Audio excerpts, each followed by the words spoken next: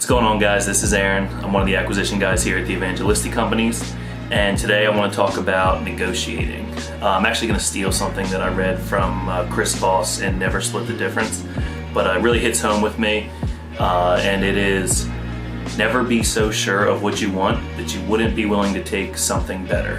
And there's kind of two ways to look at this. You can look at it from my point of view as an investor, or you can look, if you're a seller, if you're looking to sell your house, from their point of view. I'm going to do my point of view first. So when I go out to an appointment and I'm walking a house and I'm talking with the seller, I have a rough number in mind. Obviously, it's going to be determined on the condition of the property, but I have a rough idea of what I want.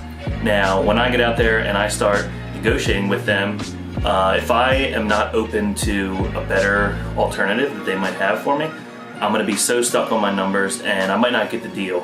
Where, for an example, would be a seller financing deal.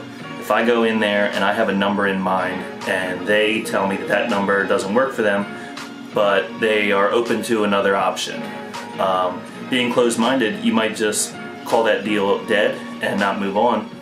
Whereas you can go back and think about it, and maybe they're open to holding a note, or they're willing to finance it for X number of months, and you can still make the deal happen.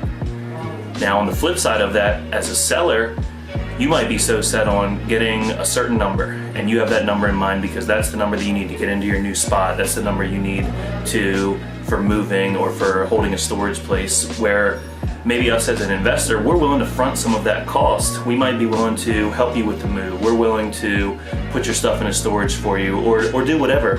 And you might not be willing to see that if you're not open to other alternatives. If you're so stuck on, I need to get X dollars, and if you don't get those dollars, that's it. Where the only reason you needed that number in the first place was to execute the actual move, and we can help you with all of that.